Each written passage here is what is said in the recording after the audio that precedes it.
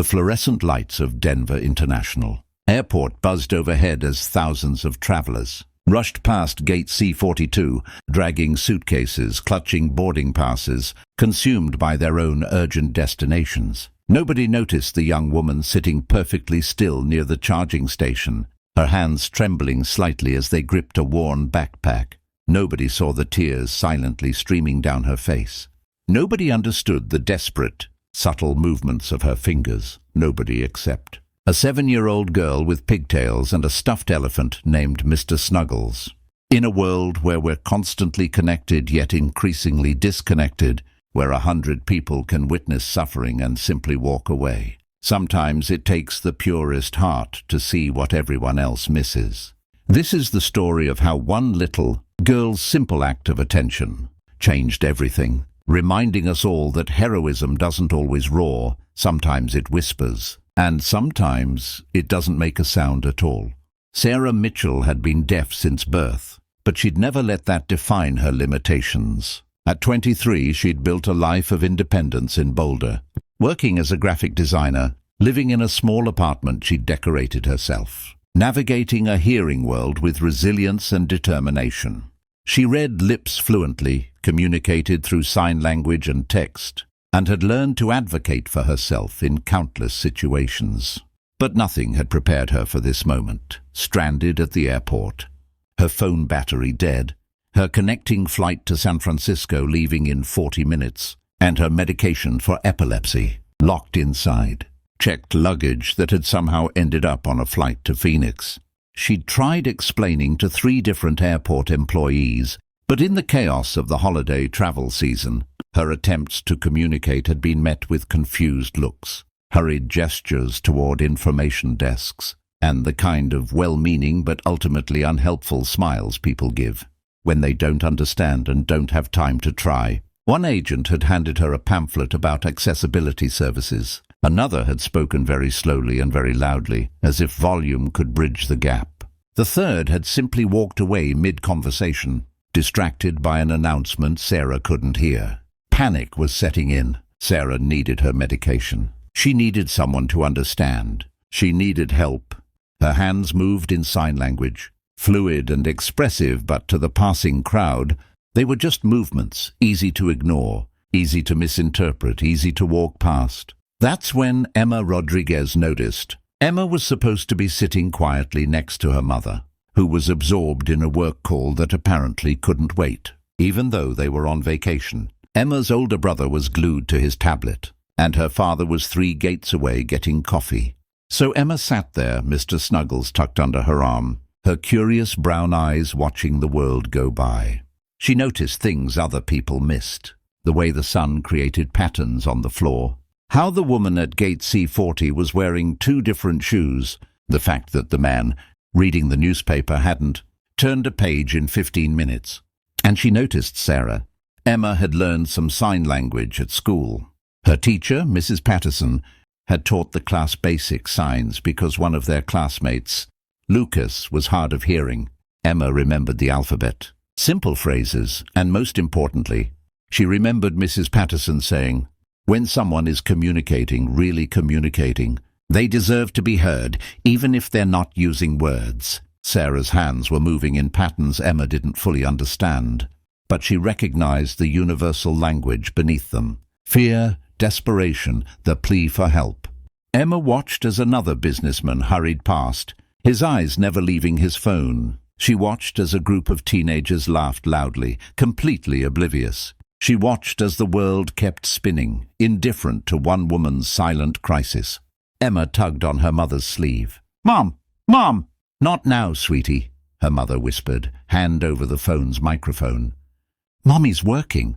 But Emma had already made a decision. Clutching Mr. Snuggles tightly, she walked over to Sarah. Sarah didn't notice the little girl at first. Her eyes were closed, and she was trying to remember the breathing exercises her therapist had taught her for managing anxiety. When she opened them, there was Emma, standing directly in front of her, small and determined. Emma raised her hands and signed slowly. Carefully, HELPYOU.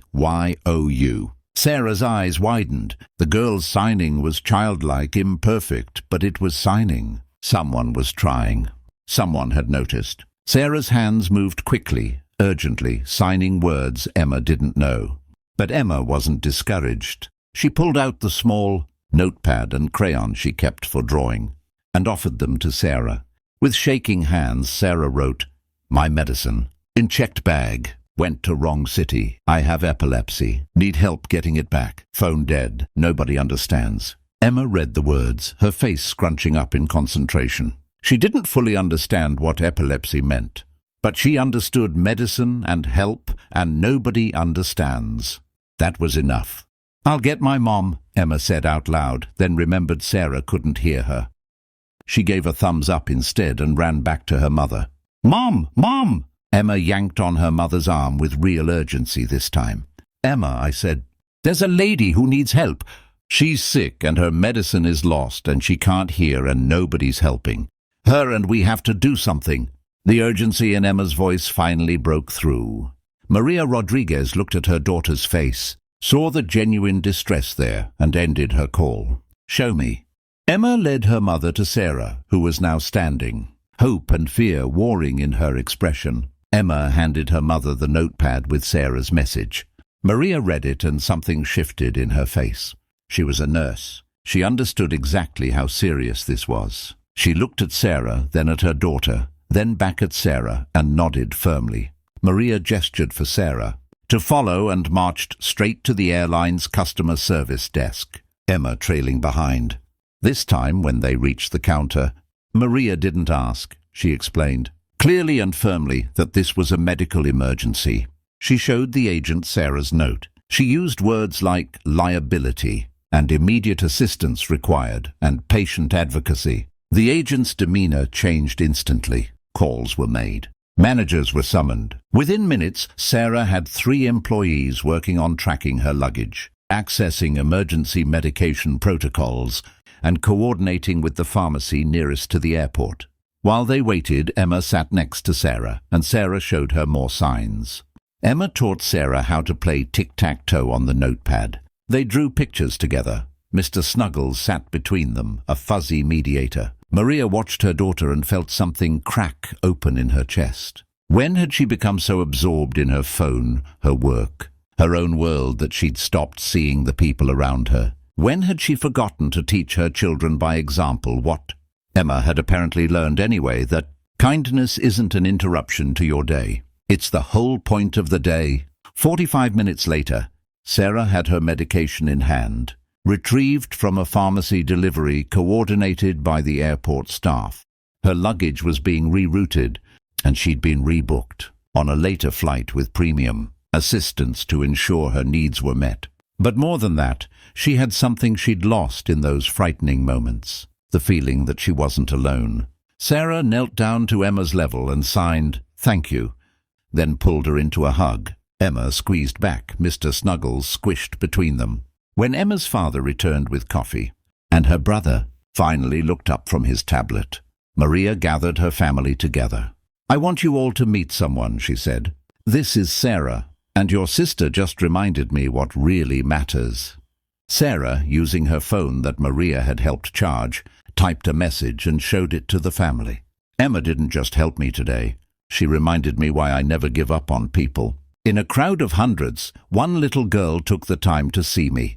That's everything." Emma beamed, not quite understanding the magnitude of what she'd done, knowing only that she'd helped someone who needed it, which seemed like the obvious thing to do. As the Rodriguez family headed to their own gate and Sarah prepared to board her rescheduled flight, something had shifted in that corner of Denver International Airport. Several people who'd witnessed the scene found themselves putting down their phones, looking up, seeing the people around them. One businessman helped an elderly woman with her luggage. A teenager picked up the spilled contents of a stranger's purse. Small acts, perhaps, but ripples nonetheless. 3 months later, Sarah received an envelope in the mail. Inside was a drawing from Emma. 2 stick figures holding hands, one tall, one small, with a purple elephant between them.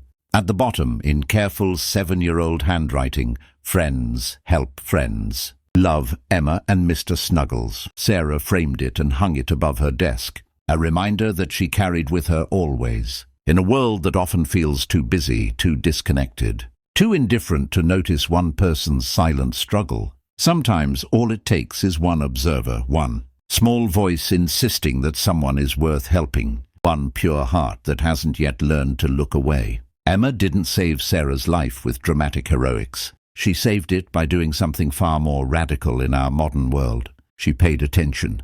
She noticed. She cared enough to act. And in doing so, she reminded everyone watching that heroism isn't always about grand gestures. Sometimes it's about a little girl with pigtails and a stuffed elephant, brave enough to walk up to a stranger, determined enough to bridge a gap that hundreds of others had simply walked around.